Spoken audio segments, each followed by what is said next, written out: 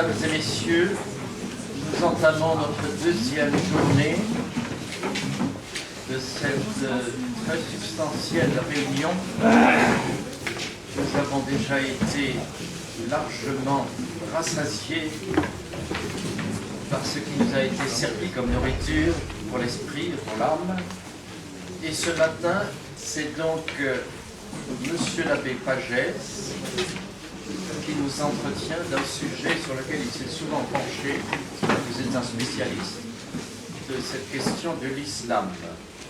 Vous savez que nous sommes dans une brûlante actualité, comme du reste des autres conférences que nous avons entendues. Ça marche pas? Un peu plus près, oui. Voilà, ce serait. Alors, tout près, oui, c'est cela.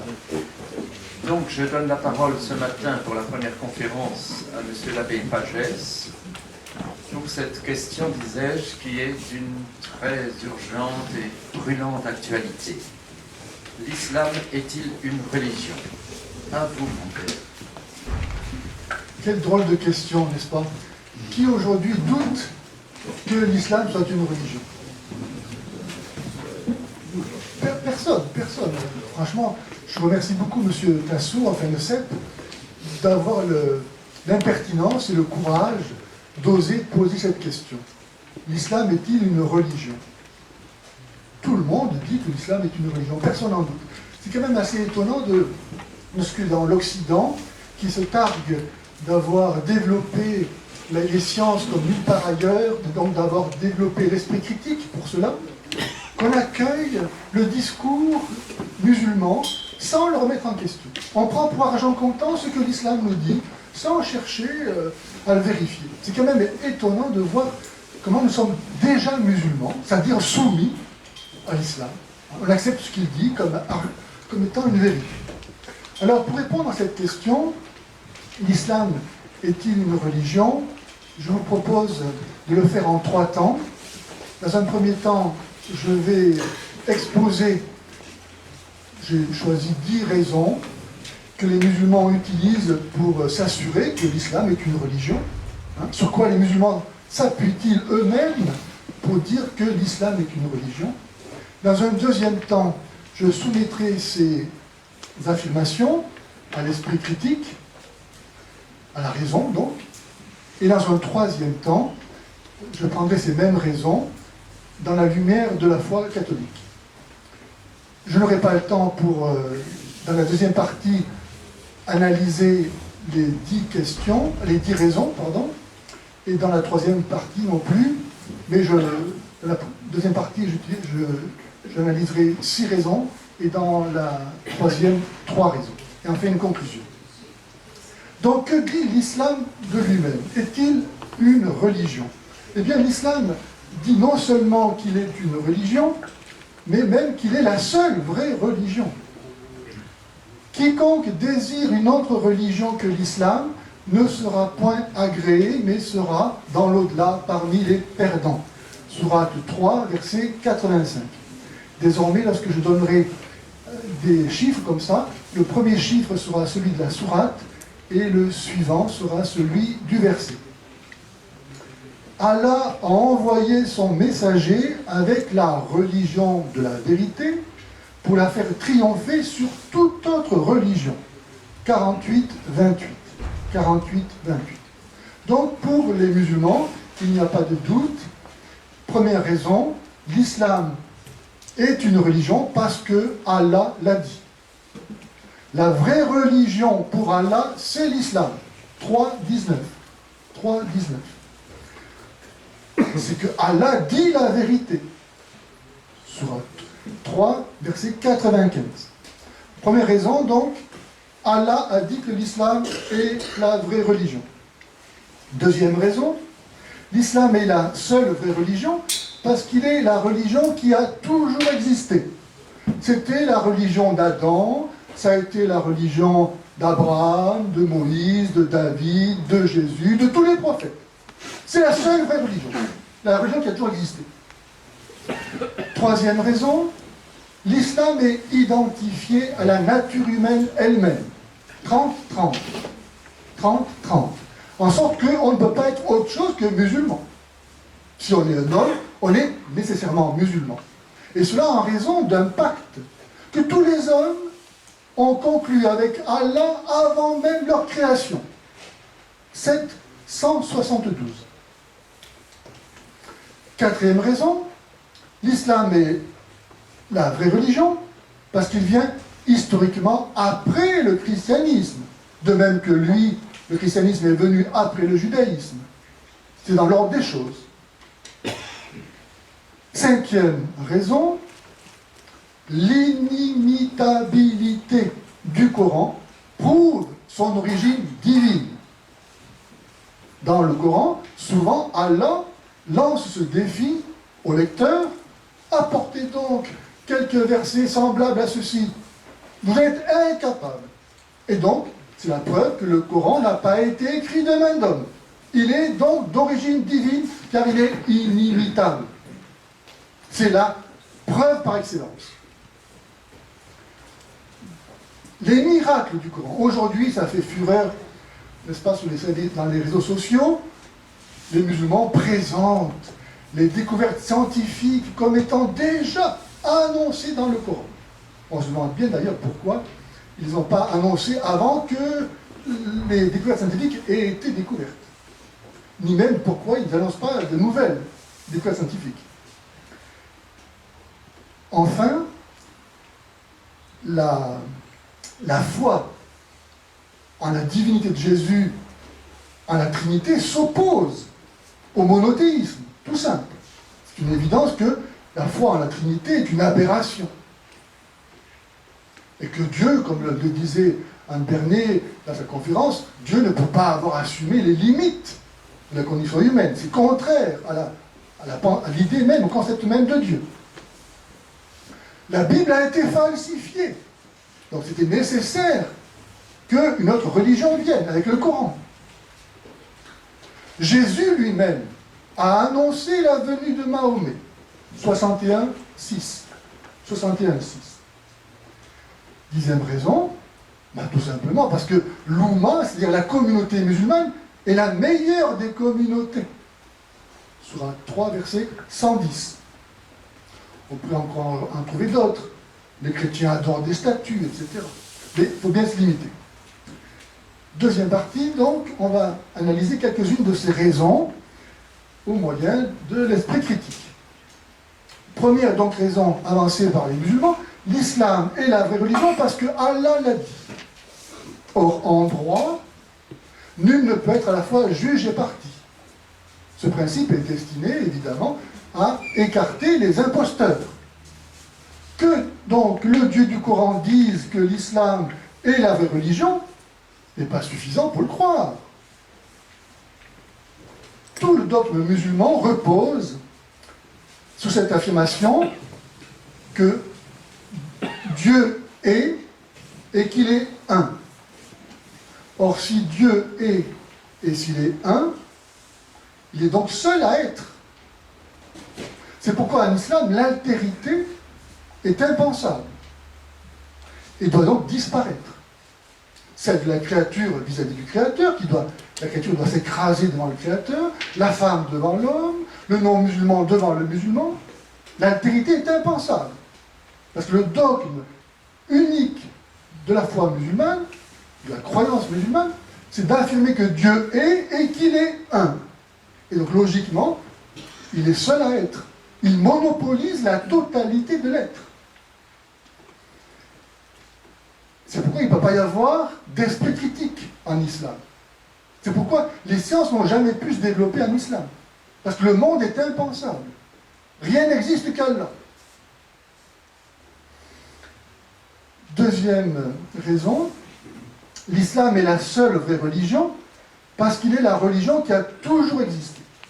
Or, l'histoire et l'archéologie, entre autres sciences, prouvent que l'islam n'a pas toujours existé. Personne n'avait entendu parler de Mahomet ou d'islam avant le début du IXe siècle. De plus, le Coran apporte lui-même les preuves que l'islam n'est pas la religion qui a toujours existé. Pour un musulman, la seule source de référence, c'est le Coran. Donc il n'y a pas moyen de faire entendre raison à un musulman sur ce qu'est l'islam autrement qu'en se référant au Coran lui-même. Et bien ainsi, nous pouvons montrer que l'islam n'est pas la vraie religion, en se servant du Coran. En effet, lorsque, en sa parole éternelle et immuable qu'est le Coran, Allah commande d'obéir à Mahomet. 3, 32. Il y a plein d'autres versets que vous trouverez quand je publierai ma conférence sur mon site. Donc Allah commande d'obéir à Mahomet. Or, le Coran dit aussi que Abraham était un vrai musulman. Mais alors, Abraham n'a pas pu obéir à Mahomet, puisque Mahomet n'existait pas encore. Donc, la religion d'Abraham était-elle le vrai islam? Puisqu'aujourd'hui, pour être musulman, il faut affirmer que Mahomet est l'envoyé de Dieu. La shahada, la profession de foi musulmane, consiste à dire il n'y a pas d'autre divinité qu'Allah et Mahomet est son prophète. C'est ça être musulman. Vous dites ça, vous êtes musulman. Vous dites ça devant deux musulmans, vous êtes musulman. Et Abraham n'a pas pu dire ça, puisque Mahomet n'existait pas encore. Donc on voit bien que l'islam d'Abraham n'était pas le même que celui d'aujourd'hui. Ou bien encore, le Coran dit que Dieu a créé un homme et une femme. Or, le Coran légalise la polygamie. Donc, l'islam d'aujourd'hui, et déjà au IXe siècle, n'était pas le même que celui d'Adam. Adam n'a pas eu affaire avec la polygamie. Donc, ce n'est pas la même religion. Ou bien encore, dans le Coran, à un moment donné, Allah demande de ne plus prier en direction de Jérusalem, mais de la Mecque. Alors, ceux qui priaient en direction de la Jérusalem, avaient-ils la même religion que ceux qui priaient ensuite en direction de la Mecque? Ce n'est pas le même islam. Donc, le Coran lui-même apporte la preuve que l'islam n'est pas la religion qui a toujours existé. Troisième raison, l'islam est identifié à la nature humaine. Il est donc la vraie religion de l'humanité. Or, s'il en était ainsi, la religion relèverait de la nécessité et non pas de la liberté. Elle ne serait donc pas un acte spécifiquement humain. Si l'homme est nécessairement musulman du fait qu'il est homme, alors les athées sont aussi musulmans. Et être musulman, qu'est-ce que ça veut dire? Que la religion trouve son étymologie dans le mot latin religare, relier, comme étant ce qui relie à Dieu, ou dans relegere, relire, faisant de l'intelligence ce qui distingue la religion de la superstition, aucune de ces deux étymologies ne peut servir à définir l'islam. Car en effet, l'islam ne relie pas à Dieu. Dieu est trop grand, trop transcendant pour avoir jamais rien de commun avec les misérables créatures que nous sommes. Et de même, il n'invite pas non plus à raisonner, à relire en nous l'œuvre de Dieu. Dans l'islam, il suffit d'obéir. L'étymologie donnée donc par Cicéron de religion, qui était celle de relire l'œuvre de Dieu en soi, est impossible parce que Allah est incompréhensible. Le mystère divin est inaccessible. En islam, moins vous comprenez et plus votre foi est pure. Et même en suivant saint Augustin, qui avait légèrement transformé cette définition de religere en re-eligere, pour dire que l'islam, c'était que la religion, c'était par définition un mouvement de conversion. Re-élire, élire, choisir. Mais dans l'islam, il n'y a pas à choisir. Justement, vous êtes musulman du fait que vous êtes un homme. Allah vous a créé, vous et ce que vous faites. 37,96. C'est Allah qui fait tout. Il n'y a pas à choisir. Ton Seigneur crée et choisit ce qu'il souhaite les hommes n'ont pas le choix. 28, 68. C'est Allah lui-même qui a créé des hommes pour l'enfer. Sourate 7, verset 179. Donc il n'y a pas de choix. D'où le célèbre fatalisme musulman. Inch'Allah, Mektoub, c'est écrit, on n'y peut rien, c'est comme ça. La religion, donc, pour l'islam, c'est la soumission. Allah s'impose comme une évidence absolue devant laquelle il n'y a rien à faire qu'à se taire. Musulman, ça veut dire donc soumis, esclave. Par définition, un esclave n'a pas de relation, parce qu'il n'est pas une personne, il est une chose. Donc, quand l'islam prétend être une religion, ni il ne relie à Dieu, il n'y a rien de commun entre Dieu et l'homme. C'est pourquoi d'ailleurs les chrétiens sont condamnés par l'islam, et ils sont appelés des associationnistes. Nous sommes des associationnistes ou des associateurs, parce que nous unissons Dieu et l'homme. C'est le plus grand de tous les péchés. Le seul qui ne sera jamais pardonné. Sourate 4, verset 48. L'islam vient après le christianisme pour dire non au christianisme. Pas d'association entre Dieu et l'homme. C'est indigne de Dieu. L'islam est un projet, on le voit, de nature essentiellement politique.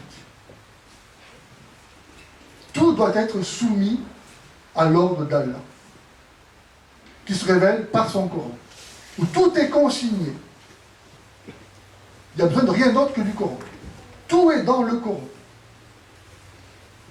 En rejetant la liberté, en sacralisant l'esclavage, en détruisant la distinction entre l'ordre naturel et l'ordre surnaturel, en ne disposant pas d'un magistère incontestable, que peut apporter l'islam au monde, sinon de perpétuelles guerres intestines entre musulmans qui sont tous plus musulmans les uns que les autres, et le chaos. La religion, dans ce système, je peux citer une parole d'Alil Boubaker, qui écrivait dans le Figaro magazine, il y a quelques temps, ceci: l'islam est à la fois une religion, une communauté, une loi et une civilisation. Ne sont pas seulement musulmans ceux qui pratiquent les 5 piliers de l'islam, mais tous ceux qui appartiennent à cet ensemble identitaire. Que tu le veux ou que tu ne le veuilles pas, tu es musulman. Donc tu es soumis à l'ordre d'Allah. Comment donc donner le nom de religion à un système voué par nature à détruire ce qu'il y a de propre à l'humanité, qui est la liberté, qui est la vie relationnelle, qui est l'esprit critique. Et cela dans une guerre perpétuelle et universelle contre tout ce qui n'est pas musulman. Entre nous et vous, c'est l'inimitié et la haine à jamais, jusqu'à ce que vous croyiez en Allah seul. Sourate 60, verset 4. Allah a acheté aux croyants leurs personnes et leurs biens pour leur donner en échange le paradis. Ils combattent dans le chemin d'Allah, ils tuent et se font tuer. Sourate 9, verset 111. Allah aime ceux qui vont jusqu'à tuer pour lui. 61, verset 4. Quant à l'histoire selon laquelle les hommes sont musulmans en raison du pacte primordial qu'ils auraient ratifié avant leur création, s'il a l'avantage d'établir les musulmans dans la normalité intouchable, de faire d'eux des gens qui, sans rien faire, sont dans le vrai, dans le bien, et des non-musulmans, des parjures monstrueux à éliminer, où l'on voit que Jean-Jacques Rousseau n'a rien inventé avec son contrat social. L'histoire ne dit pas comment les hommes ont pu s'engager avant même d'exister. Alors que les droits de l'homme sont inhérents à la nature humaine et ne dépendent pas de la foi chrétienne, Antigone, 5 siècles avant Jésus-Christ, savait cela. En islam, au contraire, la personne n'est sujette de droit que dans la mesure où elle est musulmane. L'islam fait partie de la nature de l'homme. Ainsi, la déclaration universelle des droits de l'homme dans l'islam, qui a été promulguée en 90 au Caire par l'organisation de la conférence islamique, l'OCI, qui représente 57 pays musulmans, cette déclaration qui a été réécrite pour refuser les droits de l'homme et les écrire en fonction de la charia, dit à son numéro 10, à l'article numéro 10,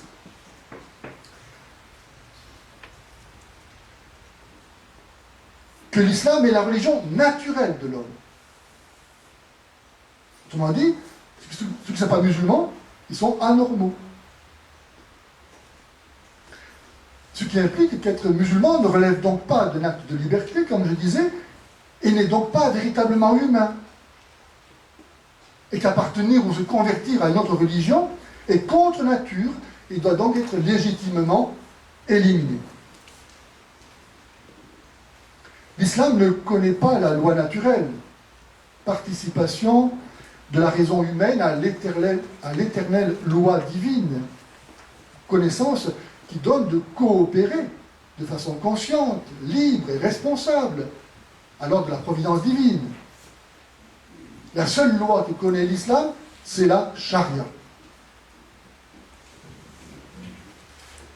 Ainsi, cette même déclaration précise: la charia islamique est l'unique source de référence pour expliquer ou éclairer chacun des articles de la présente déclaration.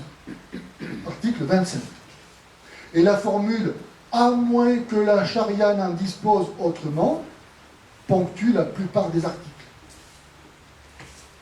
Or, la charia institue l'infériorité légale de la femme, des juifs, des chrétiens, l'esclavage, la polygamie, la répudiation, la pédocriminalité, le meurtre des apostats, etc., etc.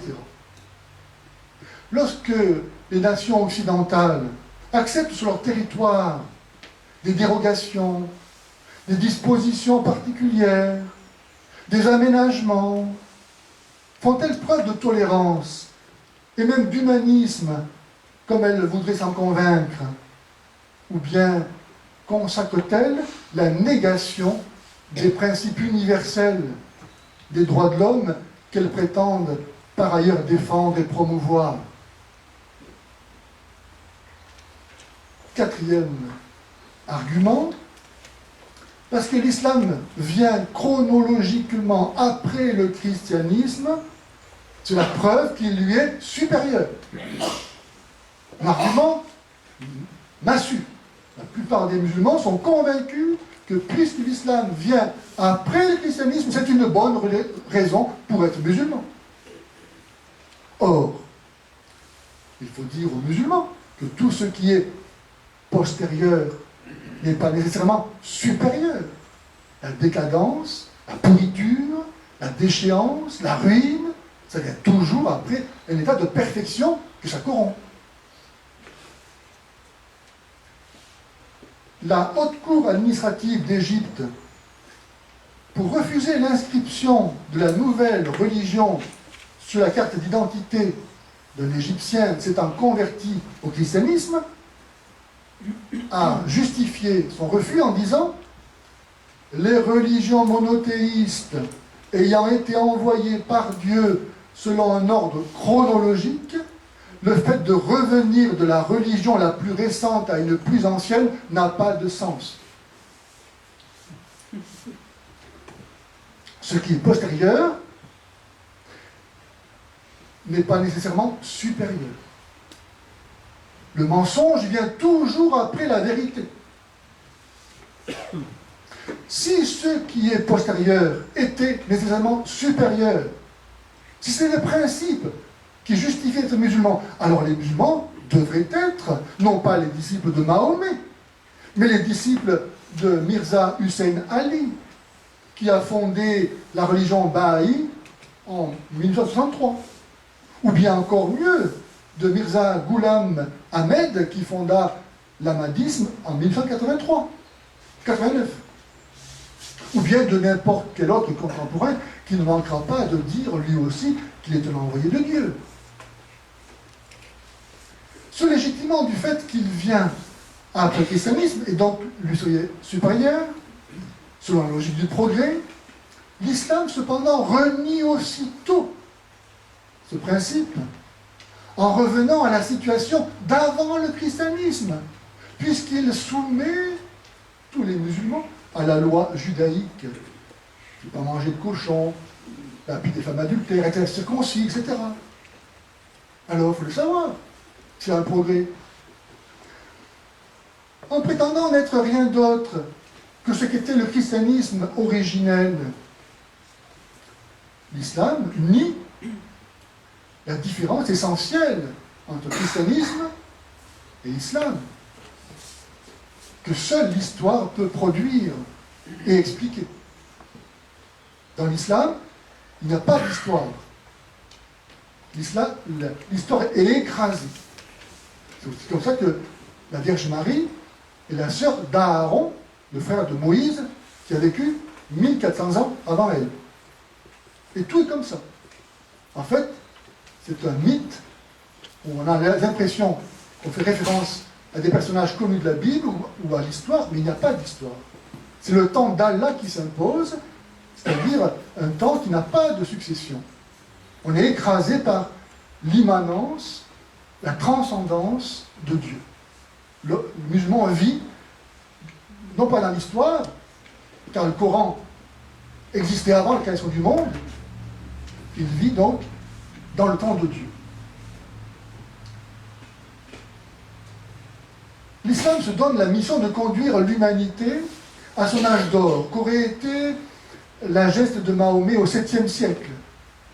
Or, Mahomet a-t-il jamais apporté le bonheur sur la terre?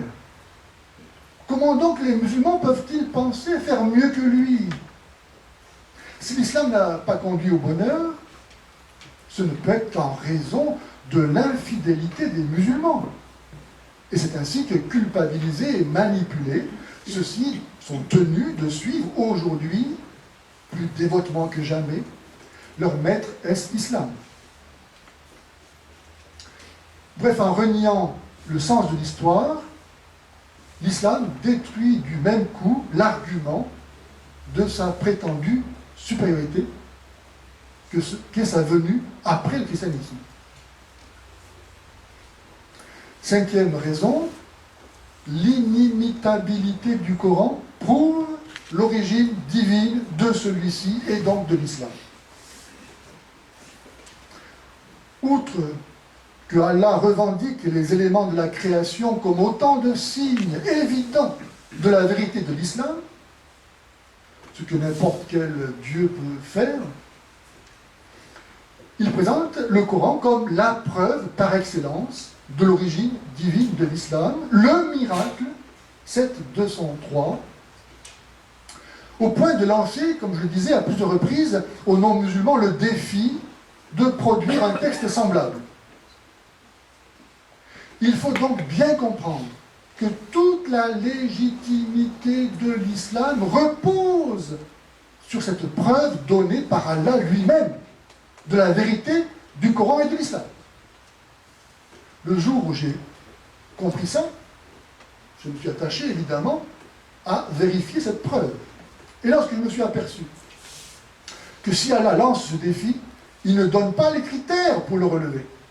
Si donc moi je viens en prétendant que j'ai des versets semblables à ceux du Coran, comment en juger? À partir de quoi? Et qui va en juger? Sachant que je ne peux pas être un musulman, car on ne peut pas être jugé parti. Et qu'un musulman ne va jamais accepter un non-musulman comme juge de cette histoire. Et enfin, quel sens cela a-t-il de lancer un défi d'imiter un chef-d'œuvre supposé? Un chef-d'œuvre en soi est inimitable. Imiter un chef-d'œuvre, c'est faire un plagiat. Donc, un défi qui n'a ni sens, ni règle, ni juge, qu'est-ce d'autre que du bluff? Un jour, j'ai fait une vidéo pour dire ça, en 3 minutes. Et j'ai reçu, quelques temps après, la visite de Chokri. Chokri, qui se présente chez moi, ainsi, en disant, voilà, je me présente, je suis Chokri, j'ai 28 ans, Tunisien né en France. Vous voyez, la réussite de l'intégration, n'est-ce pas? Tunisien né en France, marié, 2 enfants. Il était membre du Tabligh. Le Tabligh, c'est un mouvement missionnaire, salafiste, dont les membres vont taper aux portes des musulmans dans les banlieues pour les islamiser. Et donc, il a vu cette vidéo que j'ai faite, avec ces arguments que je viens de présenter. Il m'a dit, ça m'a coupé les jambes. Et quand je l'ai rencontré, quand il est venu chez moi, il se préparait au baptême, et il n'avait qu'un désir, tuer l'islam.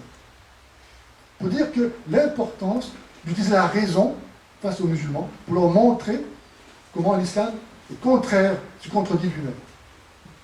Mais encore, à la sourate 72, qui est intitulée les djinns. Les djinns, ce sont des êtres de la mythologie musulmane qui sont mi-hommes, mi-démons. Voilà qu'à la sourate 72, les djinns parlent. Et donc, si les djinns parlent dans le Coran, alors le Coran n'est pas seulement la parole d'Allah. Et le défi qu'il a lancé a été relevé de plus belle lurette par les djinns. Car la parole des djinns est authentifiée par l'autorité même du Coran comme étant semblable à la parole d'Allah. Donc Allah est pris au piège par sa propre parole. Le Coran montre qu'Allah est menteur. Et donc, la raison fondamentale de l'islam, donnée par Allah lui-même, de la vérité de l'islam, est fausse. La raison le montre. C'est indéniable. Ou bien encore, qui parle ainsi? Allah ou Mahomet? Sourate 51, verset 50. Fuyez donc vers Allah. Je suis pour vous, de sa part, un avertisseur manifeste. Qui parle? C'est Allah ou c'est Mahomet? Ou quelqu'un d'autre? Et ici, à lui, nul associé. Voilà ce qui m'a été ordonné. Je suis le premier des soumis. 663. 663. Et ici, tel est Allah, mon Seigneur. En lui, je place ma confiance, et c'est à lui que je retourne. 42, 10. Donc on voit qu'il y a des versets dans le Coran qui ont été produits par quelqu'un d'autre qu'Allah. Preuve est donc donnée que le Coran n'est pas la parole d'Allah, mais d'un homme. L'islam qui prétend le contraire est donc une imposture. Une imposture qui damne les musulmans aussi certainement que l'impossibilité de distinguer en ces versets la parole d'Allah de celle de Mahomet les rend coupables eux-mêmes du péché d'associationnisme.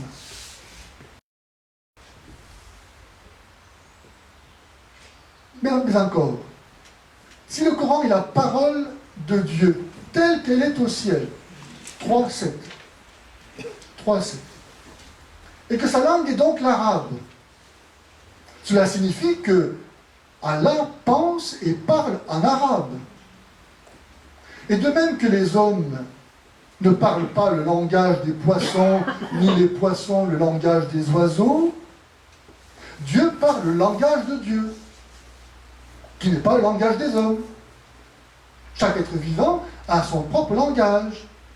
Si donc Allah pense et parle en arabe, est-il autre chose que l'arabe? Dit d'une autre façon, le Saint-Esprit n'étant pas envoyé aux musulmans. Ceux-ci n'ont point d'autres ressources pour comprendre le Coran que leur propre intelligence humaine. Comment donc peuvent-ils comprendre le langage de Dieu? Soit les musulmans et tous les arabophones sont Dieu, car il faut être Dieu pour parler le langage de Dieu, ou alors Allah est un arabe. Il n'y a pas d'autre solution. De plus, Sourate 3, verset 7, Allah affirme qu'il est seul à comprendre l'interprétation du Coran. Nul ne connaît l'interprétation du Coran à part Allah. Mais si Allah est seul à comprendre ce qu'il dit, pourquoi le dit-il? Et si personne ne connaît l'interprétation du Coran, pourquoi et comment citer le Coran? Et tous les imams qui prétendent nous faire comprendre ce que veut dire le Coran, sont-ils autre chose que des imposteurs? Et le Coran une idole qu'ils font parler? Sixième raison. La foi en la divinité de Jésus et en la Trinité s'oppose au pur monothéisme que prétend être l'islam. Or, il est évident que le christianisme n'a jamais cessé d'affirmer l'unicité de Dieu, comme en témoignent aussi bien les Écritures que le credo qui commence depuis 2000 ans en disant « Je crois en un seul Dieu ». La raison d'être avancée par l'islam que serait la nécessité de rétablir la vérité sur l'unicité de Dieu n'a donc aucun fondement. Puisque pour les chrétiens, l'affirmation de l'unicité de la nature divine ne s'oppose pas à celle de la Trinité de ces personnes, cela devrait suffire à un esprit musulman mais honnête pour reconnaître que les chrétiens, en reconnaissant l'unicité de Dieu, il n'y a donc aucune raison que l'islam existe. Et par ailleurs, le fait d'affirmer la Trinité, puisque pour eux, Allah est inconnaissable, ils ne peuvent pas dire ni que Dieu est Trinité, ni qu'il ne l'est pas. Ils ne savent pas qui est Allah. Ils savent simplement qu'il est et qu'il est un. C'est tout ce qu'ils savent. Sans compter que savoir que Dieu existe et qu'il est un, c'est même pas une vérité d'ordre religieux, mais d'ordre philosophique. On peut le montrer par la raison. Il n'y a pas besoin d'être croyant pour dire ça. Donc, présenter l'islam comme une religion ayant pour dogme essentiel et unique l'affirmation de l'unicité de Dieu, c'est dire que ce n'est pas une religion.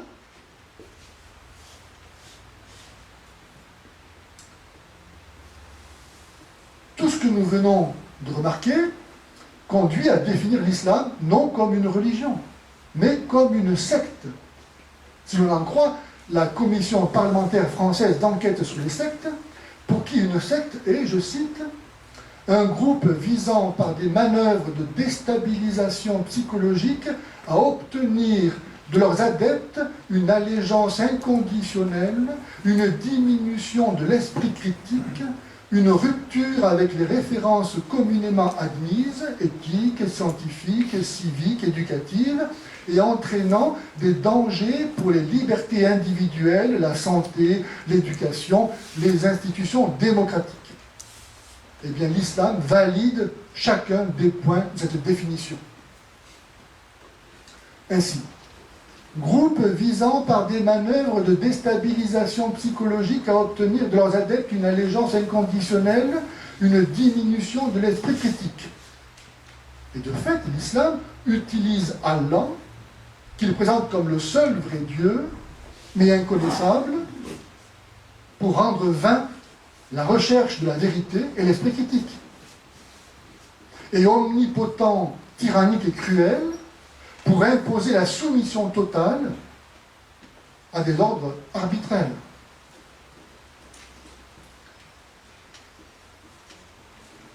Vous les combattrez à moins qu'ils n'embrassent l'islam. Si vous obéissez, Allah vous donnera une belle récompense. Mais si vous n'obéissez pas, il vous châtiera d'un châtiment douloureux. Fondamentalement, l'islam, c'est ça. C'est lui, Allah, qui a envoyé son messager et la vérité, la religion de la vérité, pour la faire triompher sur toute autre religion. Il y a encore un autre moyen pour obtenir cette soumission, c'est la peur de l'enfer. Dans le Coran, à tout bout de page, on parle de l'enfer. Un musulman est musulman essentiellement parce qu'il ne veut pas aller en enfer. Alors on dira, oui, mais le christianisme c'est la même chose. Pas du tout. Dans le christianisme, Dieu vient nous sauver de l'enfer. Dans l'islam, tu vas en enfer si tu n'obéis pas. Pas la même chose. Sans compter que Allah lui-même a créé des hommes pour l'enfer. Et qu'on ne peut rien échanger. Ensuite, une rupture avec les références communément admises, éthiques, scientifiques, civiques, éducatives. En déclarant impur tout ce qui n'est pas musulman, l'islam empêche de vivre avec les non-musulmans. Raison pour laquelle il réclame des régimes d'exception et fait vivre ses adeptes en ghetto, mentalement et socialement.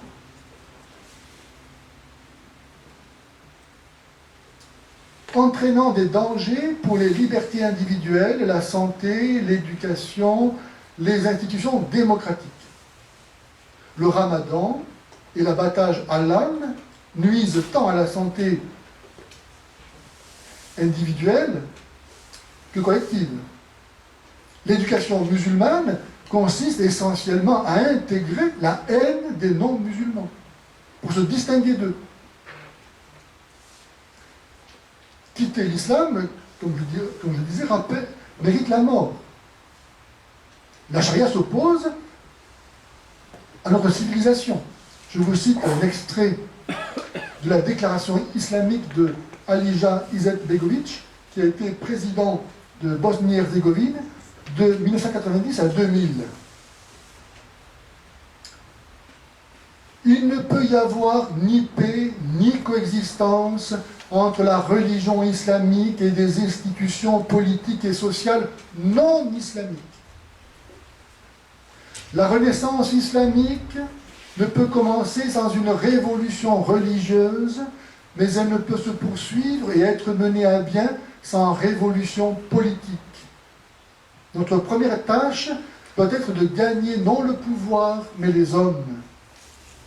Le soutien qu'un peuple musulman apporte effectivement à un régime en place est directement proportionnel au caractère islamique de ce dernier.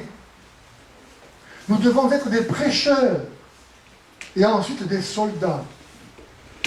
Le mouvement islamique doit prendre le pouvoir dès qu'il est en situation morale et numérique suffisante pour lui permettre de renverser le gouvernement non islamique.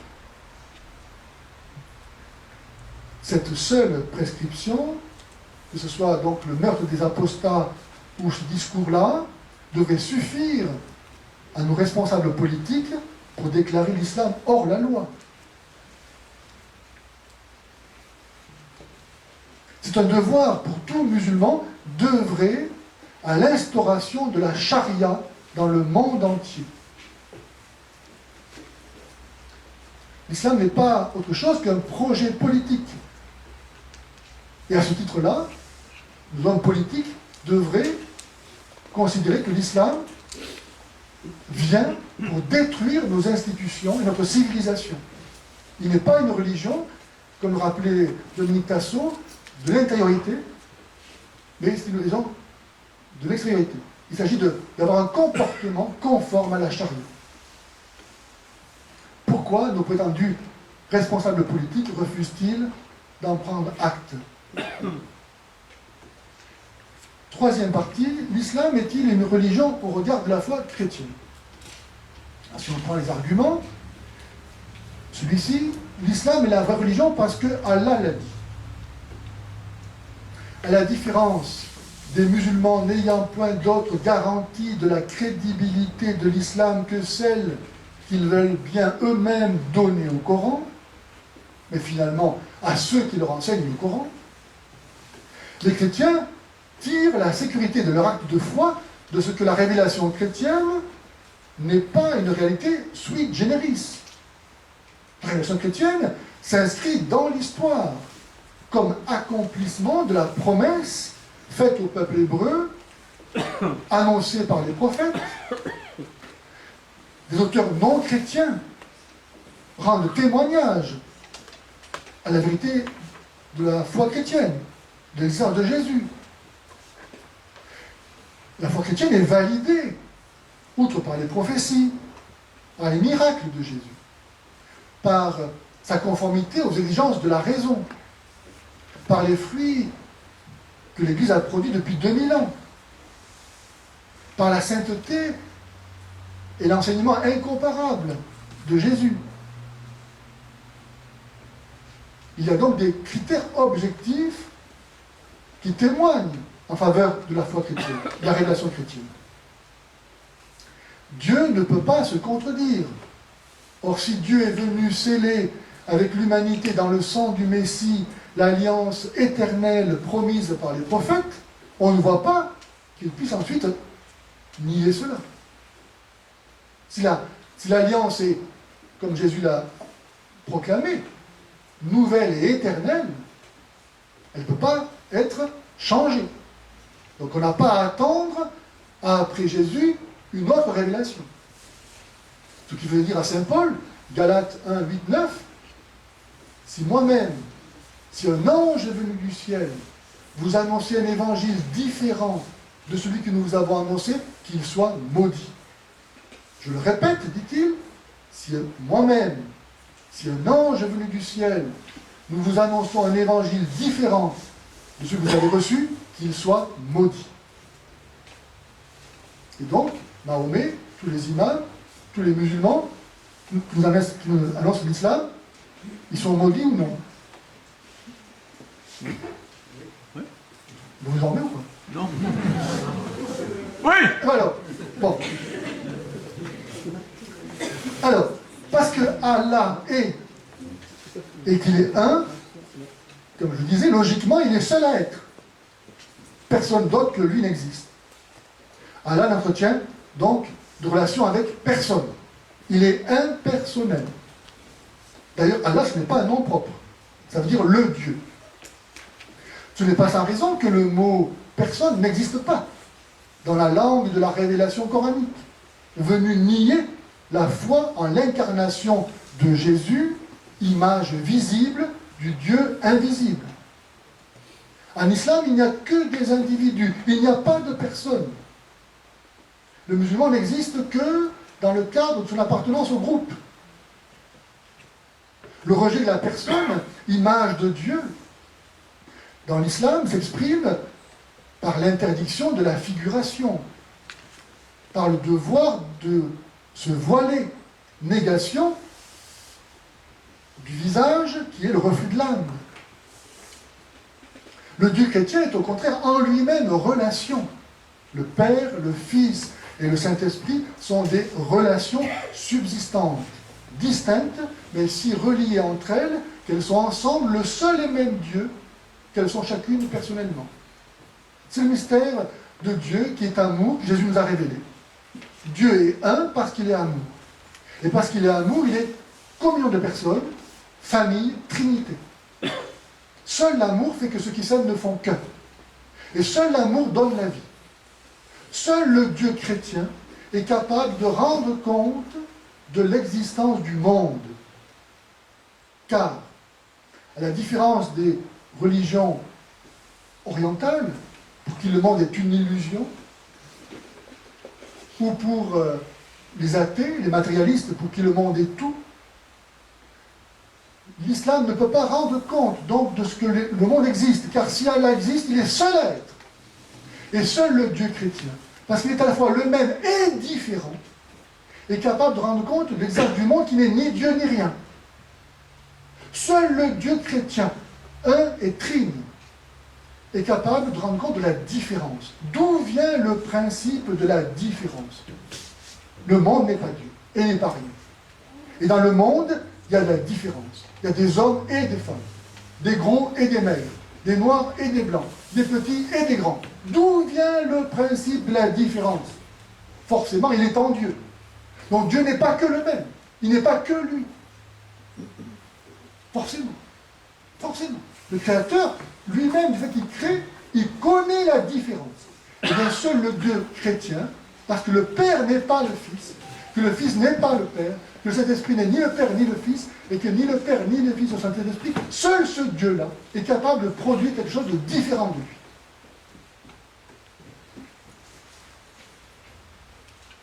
Allah est inconnaissable, en raison donc de son absolue transcendance, en sorte que croire en lui, c'est accepter de croire aussi bien tout que son contraire, et donc n'importe quoi. C'est la possibilité de justifier aussi bien l'absurde, l'arbitraire que l'inhumanité. Mais Allah est encore inconnaissable pour les musulmans du fait qu'ils n'accueillent pas la parole de Dieu, qui est Jésus. D'après le Coran primitif, même est la parole de Dieu. Car à l'origine, l'islam, c'était des chrétiens. Dans le Coran, Jésus est plus important que Mahomet. Le Coran dit que Jésus, c'est donc la parole de Dieu, pas Mahomet. La vérité, pas Mahomet. Le Messie, pas Mahomet. Il est né d'une vierge, pas Mahomet. Il était sans péché, pas Mahomet. Il faisait des miracles, pas Mahomet. Il est au paradis, pas Mahomet. Il reviendra pour le jugement, pas Mahomet. Donc on voit que l'islam, à l'origine, était une secte chrétienne. Des chrétiens qui ont voulu rester juifs, pratiquer le judaïsme. C'était l'origine du premier concile de Jérusalem. Des chrétiens qui voulaient soumettre les convertis du paganisme au judaïsme. Et Dieu merci, Saint Paul et d'autres avec lui ont dit, Jésus n'est pas venu pour imposer les particularités d'un clan, d'une tribu, d'une nation à l'univers entier. Ce qu'il apporte, c'est autre chose. C'est ce qui est vraiment universel pour tous les hommes. Comme le disait Dominique Cassot, le christianisme respecte les civilisations. Il est venu pour leur donner un accomplissement inouï, devenir participants. À chaque personne humaine, ce cadeau est fait de devenir participant de la nature divine. Donc, en n'accueillant pas Jésus comme la parole de Dieu, même si le Coran dit que c'est la parole de Dieu, parce qu'ils prennent le Coran, et non pas la parole de Jésus, ils ne peuvent pas non plus connaître Dieu. Car pour connaître quelqu'un, il faut écouter ce qu'il dit. Comme dit Jésus, l'homme parle du trop plein de son cœur. Un homme qui est bon dira de bonnes paroles. Un homme qui est mauvais dira de mauvaises paroles. Donc pour connaître quelqu'un, il faut d'abord l'entendre, pour savoir ce qu'il dit. Et si Dieu a parlé, c'est pour se faire connaître. On ne peut pas connaître Dieu si on n'accueille pas sa parole. Nul ne va au Père que par moi, dit Jésus. La conception fondatrice de l'Europe, dès la fin de l'Antiquité, a été la recherche de la vérité. Pour le christianisme, celle-ci est la mesure commune de Dieu et de l'homme. Elle est absolue et néanmoins accessible, connaissable, à la fois transcendante et immanente. C'est vraiment l'amour de la vérité qui est au fondement de notre civilisation. La vérité qui s'est révélée. On peut connaître Dieu, et en connaissant Dieu, on connaît toutes choses. Elle s'est révélée, cette vérité, aussi vivante et vraie que Jésus a dit « Je suis la vérité ». Quoi d'autre que l'incarnation de Dieu aurait pu dévoiler la dignité de l'homme, créé à l'image de Dieu et racheté par lui à si haut prix?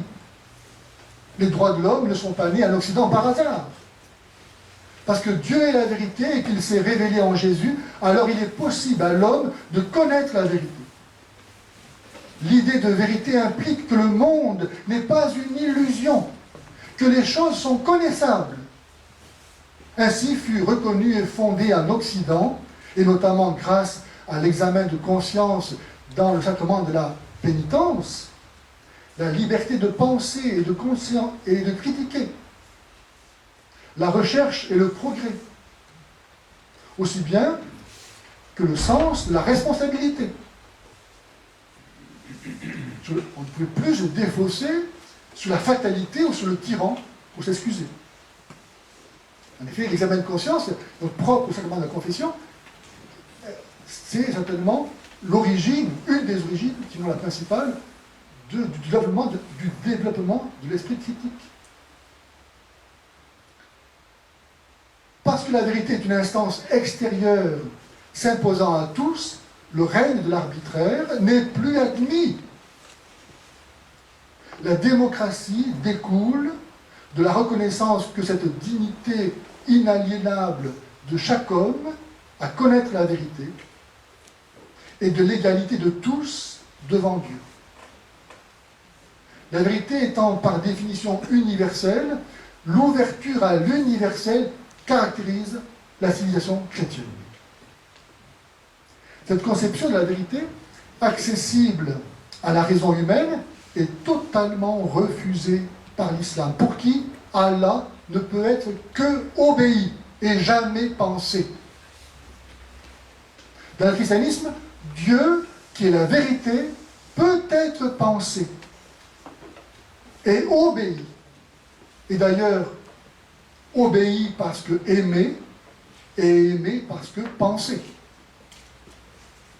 En déclarant incompatibles pensée et adoration, comment l'islam ne serait-il pas une idolâtrie de l'unique Dieu et une entreprise de déshumanisation? Nous lisons en Sourate 9, verset 30, les chrétiens disent le Messie est fils de Dieu, puisse Allah les anéantir, pour s'être ainsi écartés de la vérité. On peut traduire anéantir par maudire, par tuer. Qui parle ainsi? Qui dit puisse Allah les anéantir? Allah peut-il parler de lui-même comme d'un autre? Si Allah n'est que un, comment peut-il se dédoubler? Le fait que Allah se dédouble pour parler de lui-même comme d'un autre montre qu'il est capable de réflexivité, de relation avec lui-même. Or, reconnaître qu'Allah est relation avec lui-même, en lui-même, c'est reconnaître le fondement nécessaire à la confession de la nature trinitaire de Dieu. Si en effet Dieu est relation avec lui-même, il est en lui-même et de lui-même. C'est-à-dire qu'il est Trinité. Ces paroles, puisse Allah les anéantir, devraient donc paradoxalement, mais logiquement, conduire les musulmans à abandonner l'islam, en reconnaissant que Dieu est Trinité. Où l'on voit que le mensonge ne peut pas se passer totalement de la vérité, et que Dieu se sert même du Coran pour dénoncer l'islam. De plus, comment penser qu'Allah soit le vrai Dieu, puisque de fait, en dépit de tous les efforts faits par les musulmans pour cela depuis 14 siècles, il y a encore des chrétiens. Ou bien Allah n'est pas sincère, ou bien il est impuissant. Mais dans les deux cas, ne montre-t-il pas qu'il n'est pas le vrai Dieu, qui lui n'est ni impuissant ni menteur? Ces paroles, puisse Allah les anéantir, peuvent-elles être autre chose que celle d'un esprit rempli de haine à l'égard des chrétiens? Quatrième argument. 4 minutes. Oh Seigneur Jésus. Bon, eh bien tant pis, alors je ne vais pas pouvoir terminer. Alors je vais passer directement, comment? Je vais passer directement à ma conclusion. J'ai plein de belles choses à vous dire. Oui, alors l'islam serait la vraie religion puisqu'il est venu après le christianisme. Eh bien, dans cette affirmation, on fait croire que le rapport qu'il y aurait entre le judaïsme et le christianisme serait le même que celui qui existerait entre le christianisme et l'islam. Or, les juifs attendaient et attendent toujours le Messie. Donc le christianisme, ce n'est pas autre chose que la reconnaissance en Jésus de ce Messie, attendu par le judaïsme. Mais quand l'islam vient, les chrétiens n'attendent personne. Donc le rapport n'est pas le même. Dans un cas, le christianisme accomplit l'attente du judaïsme, et dans l'autre cas, l'islam vient s'opposer, détruire la foi chrétienne. Jésus a annoncé qu'après lui, il viendrait de faux prophètes. La seule gloire de l'islam consiste à détruire le christianisme. Sourate 2, verset 193. Le christianisme, c'est l'abomination par excellence. Si on croit à la Trinité. Jésus n'est pas mort, il n'est pas ressuscité. Autrement dit, l'œuvre de salut est réduite à rien. On n'est pas sauvé.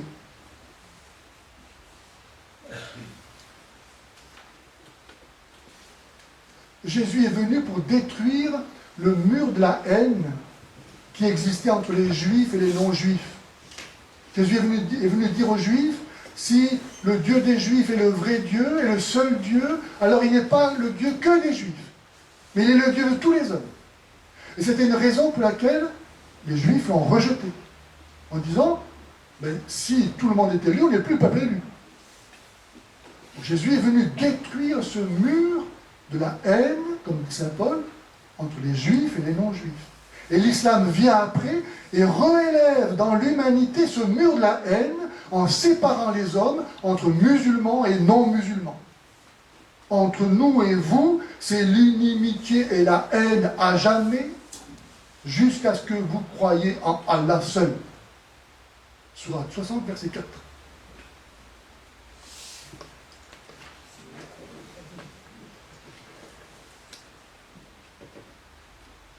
Ma conclusion?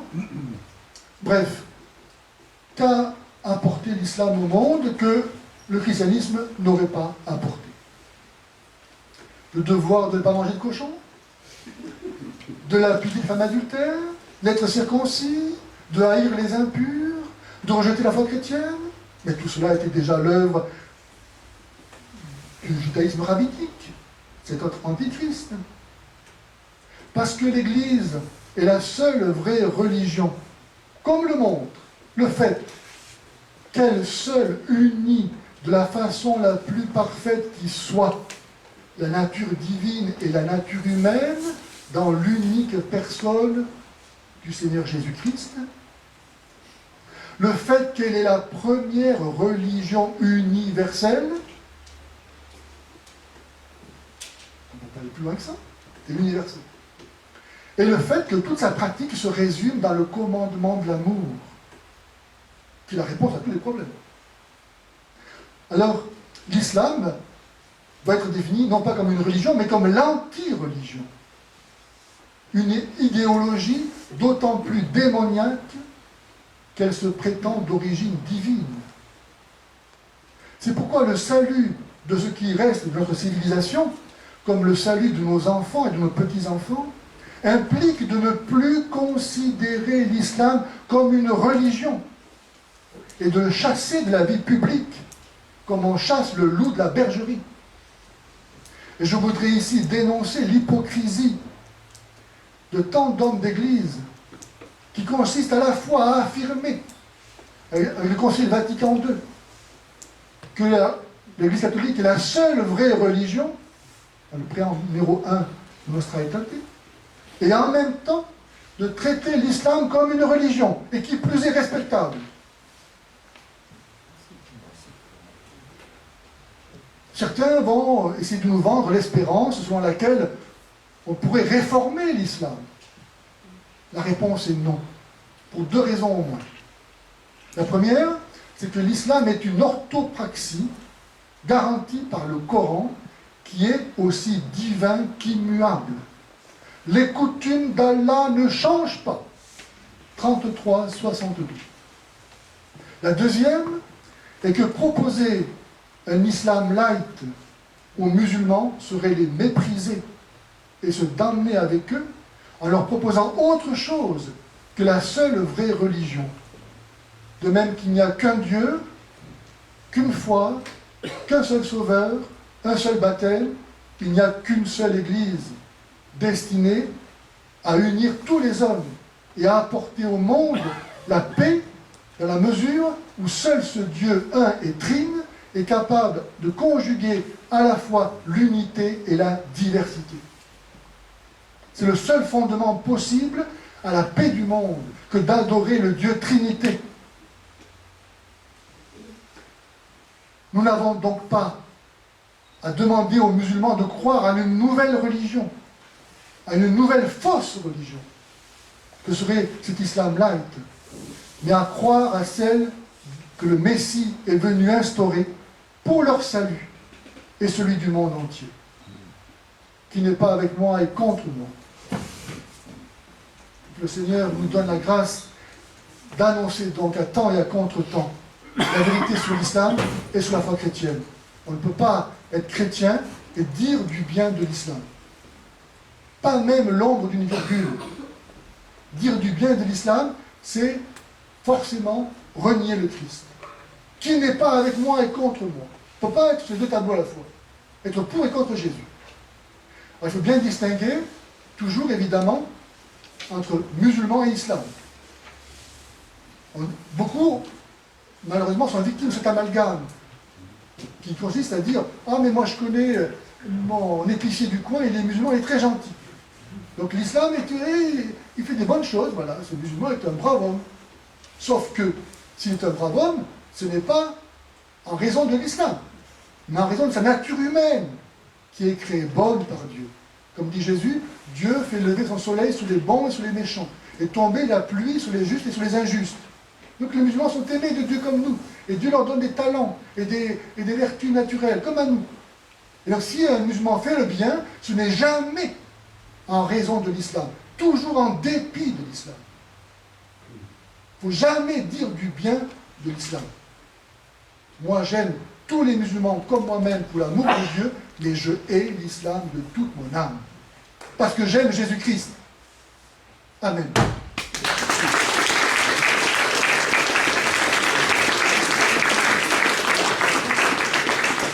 Et embrasser le Coran.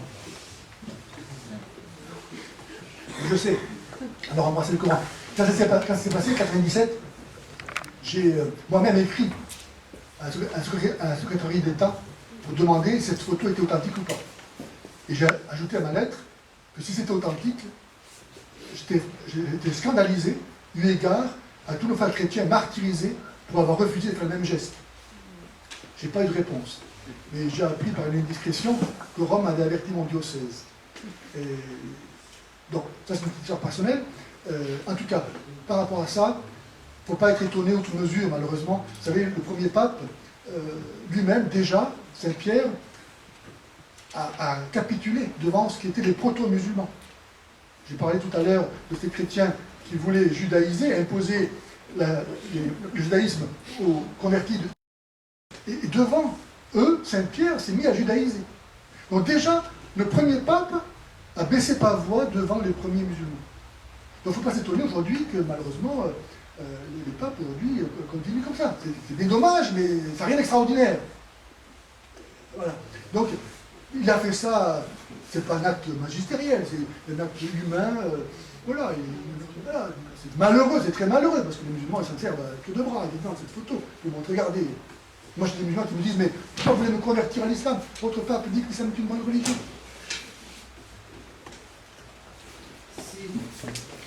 Si Jean-Paul II a embrassé le Coran, Oui. et qu'en cela, si Jean-Paul II a embrassé le Coran, qu'il a fait dans une intention humaine, et que Saint-Pierre est ce roc humain, faillible,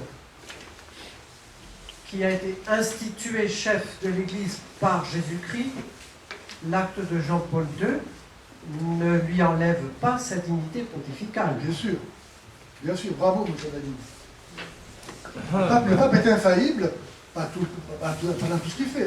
Il faut une conscience précise. Il ne faut pas être étonné, on est tous des pauvres pécheurs, grosso modo, plus ou moins.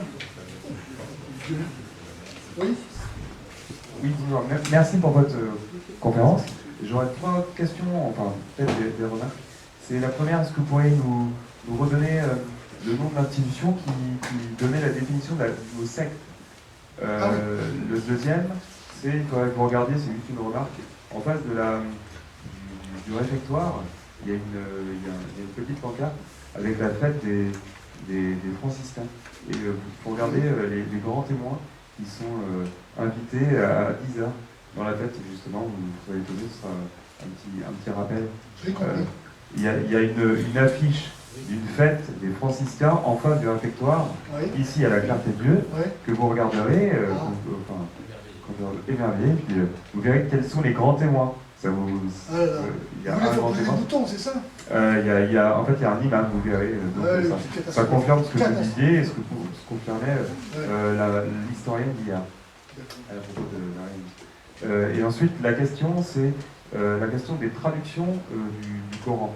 Parce qu'en fait, j'avais lu une lettre ouverte que vous aviez écrite, justement, je crois, à François, et en fait, je l'avais fait lire à un ami qui avait lu ou avait entendu des choses qui n'étaient pas croyants ni rien, et qui avait lu des choses positives ou glorieuses sur l'islam.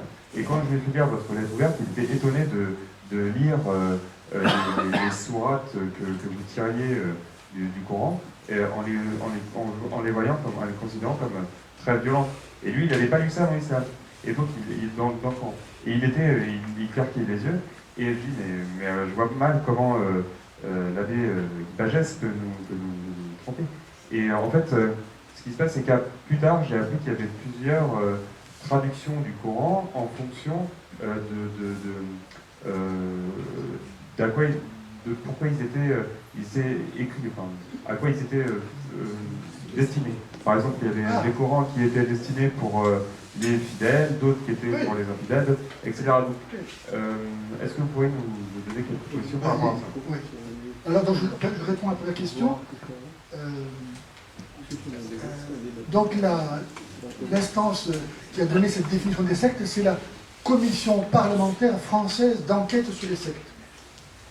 C'est ça que vous voulez savoir, c'est ça? Okay. Donc, Commission parlementaire française d'enquête sur les sectes.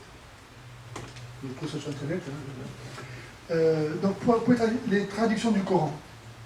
Alors, il faut savoir que les islamologues eux-mêmes, musulmans ou pas, sont incapables de traduire plusieurs mots du Coran.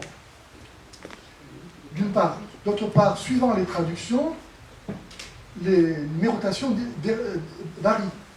C'est pour ça qu'il faut, quand on donne un verset, soit remonter parfois un peu plus haut dans le texte ou descendre un peu plus bas pour trouver le verset que je cite. Parce que les versets n'appartenaient pas à l'original du Coran, ça a été rajouté ensuite. Et donc, il y a plusieurs Corans. Contrairement à ce que croient les musulmans, il n'y a pas un seul Coran. Celui qui est au Maroc n'est pas le même que celui qui est au Soudan ou à l'Arabie Saoudite. Il y a des différences. Sans parler entre les chiites et les sunnites. Donc les traductions, donc déjà en elles-mêmes posent un problème, comme le disait le docteur hier, traduire c'est trahir, donc on ne trouve pas forcément toujours le même texte. Et ensuite, quand les traductions sont à destination évidemment des Occidentaux, le texte est édulcoré en tant que faire se peut. Il n'y a pas de doute là-dessus. J'ai des amis qui parlent arabe et ils me disent que c'est pas du tout ça le sens. Hein? Vous basez alors sur le Coran qui paraîtrait le plus violent. Et pourquoi pas? Pourquoi pas? Ça me suit, franchement. Oui. Alors moi je vais être un peu provocateur, mais moi je veux dire, je dis souvent du bien de l'islam à mes interlocuteurs. Alors je m'explique. Moi ça m'a toujours frappé de voir les passionnés du dialogue interreligieux. Ils disent le latin j'en veux pas de langue liturgique, et ensuite ils vont à la mosquée, ils disent qu'est-ce que c'est beau, c'est le paix musulman dans une langue liturgique, personne ne comprend rien, qu'est-ce que c'est merveilleux. Ensuite le voile à l'église, en tant que femme, jamais, Saint Paul il dit des conneries, qu'est-ce que c'est beau ces femmes voilées. Alors, voilà, on arrive sur des aberrations comme ça. Moi, je vous dis qu'il y a contradiction, le diable se niche. Donc voilà, donc je dis l'islam a du bon, enfin c'est le reflet complètement déformé, monstrueux de certaines pratiques. Là, se mettre à genoux devant Dieu, c'est l'islam a un très grand respect pour Dieu. Donc l'idée aussi que Dieu étant incommensurablement court, c'est pas possible qu'il s'abaisse, etc. C'est vrai qu'il y a plein de chrétiens aujourd'hui, Dieu c'est un pote, donc je ne pratique pas. Donc voilà, je pense qu'il y a du bon de ce côté-là. Voilà. Et ensuite, je voulais vous proposer aussi un argument dans ce que vous dites concernant l'idée que l'islam est avant-dernier. Alors effectivement, il y a les Bahaïs. Alors les Bahaïs, ça n'a pas tellement marché. Moi j'ai une autre suggestion à vous faire. C'est que j'ai déjà dit à des interlocuteurs musulmans, c'est aux États-Unis, les Mormons. Enfin, ce qui est fascinant, alors je me dis, Dieu, en fait, comme ça, il met des petits indices pour qu'on voit quand il y a un truc mauvais. Enfin, il y a si vous êtes un bon enquêteur, vous arrivez à repérer des trucs.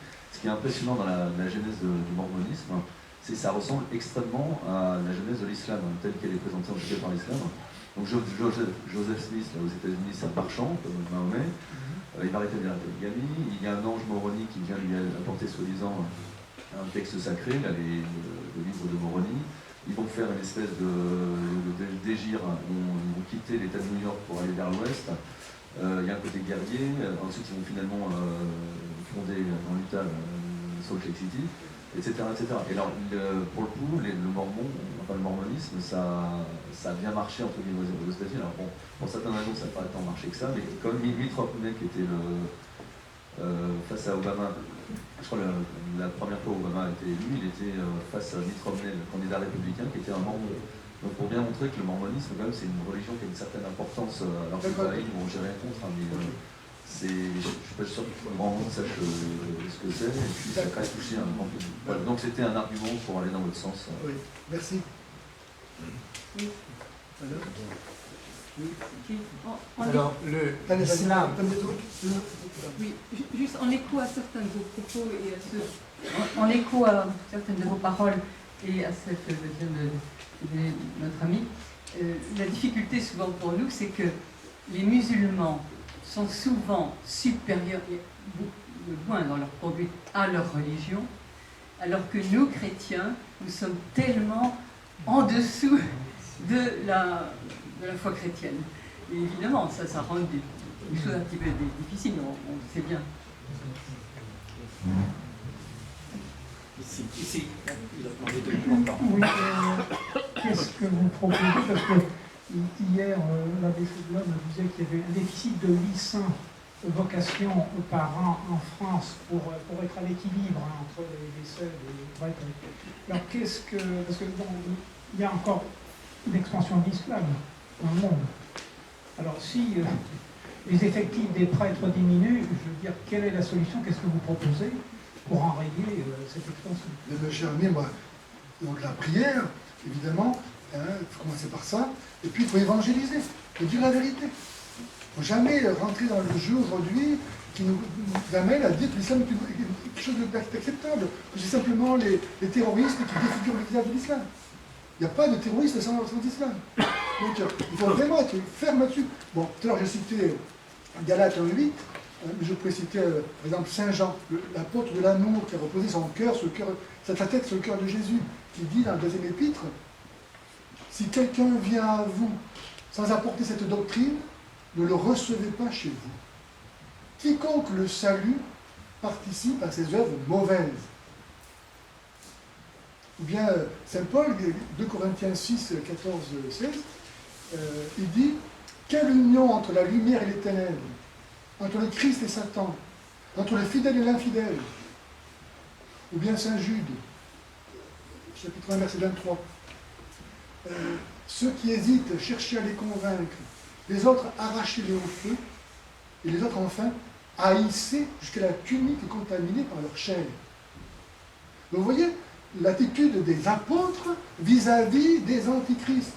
Aucun point commun, pas de compromission, pas rien. Et c'est eux qui ont évangélisé le monde. C'est pas nous aujourd'hui avec une compromission qu'on va y arriver. Donc ce qu'il faut faire, c'est vraiment être ferme, dire la vérité aux musulmans. Tu vas en enfer. Tu vas en enfer. Parce que lui est terrorisé par l'enfer. Donc, à mon avis, j'ai écrit un livre là-dessus, justement sur l'enfer, il faut mettre ça à l'ordre du jour. Aujourd'hui, on n'y croit plus à l'enfer. Donc, moi je crois qu'un des premiers moyens pour nous de faire front à l'islam, c'est de retrouver la foi sur l'enfer. La Vierge Marie est apparue à Fatima, elle a montré l'enfer. Pourquoi? Parce qu'elle savait que ça allait nous être nécessaire aujourd'hui. Elle est apparue à Fatima, c'est pas pour rien. Fatima, pour les musulmans, c'est la fille du prophète. Au point que si le gouvernement portugais et le Vatican n'avaient pas mis le haut là, ça serait un lieu de pèlerinage musulman aujourd'hui. Ça venait par Noria d'Iran, en quart, à Fatima. Ils étaient persuadés que c'était la fille du prophète qui était venue là. Bon, donc là, à Fatima, la Vierge a interpellé non seulement les chrétiens, mais les musulmans aussi. Donc retrouver la vérité sur l'enfer. Nous, chrétiens, on doit dire que tous les hommes vont en enfer s'ils ne se convertissent pas. Jésus est venu nous sauver de l'enfer. On dit le contraire aujourd'hui. On dit tout le monde va au paradis. Dieu est tellement bon que forcément, c'est impensable même Judas, qui aille en enfer. On dit ça aujourd'hui. C'est tout l'inverse qu'il faut dire. Jésus a dit, Luc 19,10, je suis venu chercher et sauver ce qui était perdu. On est tous perdus. On va tous en enfer si on ne prend pas la main tendue par Jésus. Donc si on ne retrouve pas cette conscience dans le peuple chrétien, on ne comprendra pas la gravité que représente pour nous le fait d'abandonner la foi. Et les musulmans eux-mêmes ne vont pas trouver en face d'eux un discours à la hauteur de l'enjeu que représente pour eux le fait de perdre la possibilité d'échapper à l'enfer. Si on n'a rien à leur proposer de la société de consommation, qu'un évangile qui aide et qui arrive à dire tout et son contraire, ils ne vont jamais accepter ça. Il faut leur dire vraiment les choses. Tu vas en enfer. Et pourquoi? Regarde, le Coran lui-même le dit. Lui montrer par le Coran lui-même pourquoi le Coran ne tient pas la route. Parce que pour lui, il n'y a que ça qui est la vérité, c'est le Coran. Donc il faut montrer les contradictions inhérentes au Coran. J'ai mis là sur la table des tracts que je fais. J'ai toujours sur moi des tracts. Quand je rencontre des musulmans, tout le temps, je leur donne un cadeau ça. Voilà. Ben, de fil en aiguille, comme ça, chacun fait ça, ça va changer le cours du monde. Bien, deux choses. La première, le Coran est dit infaillible. Moi, là, pardonnez-moi. Le Coran est dit infaillible. Or, il est précisé que Noé a atterri sur le petit Ararat dans le Coran, alors que maintenant, nous savons, nous avons les photos et tout, et sur le grand Ararat. C'est un morceau moi-même de l'arc de Noé qui m'a été donné par M. Navarra. C'était Nourissa qui m'avait mis en contact avec Navarra. Bien, deuxième chose, j'ai été professeur 5 ans au Sahara, j'avais la seule classe de première du Sahara, j'étais professeur de maths et sciences, et là j'ai vécu donc beaucoup de choses avec l'islam, j'aurais des tas de choses à raconter. Et mes élèves m'emmenaient d'ailleurs là où ils apprenaient le Coran, il y avait des anneaux, ils étaient attachés avec des chaînes, et on leur apprenait le Coran à coups de fouet. Bien, pour dire un petit peu l'enseignement de cette religion, quoi. Mais alors, des petits détails, j'ai toujours fait toute ma vie donc le carême des 40 jours, et d'ailleurs je perds 5 kilos à chaque fois, que je reprends l'été, mais j'ai fait aussi le ramadan avec eux. Et le ramadan, j'ai pas perdu un gramme.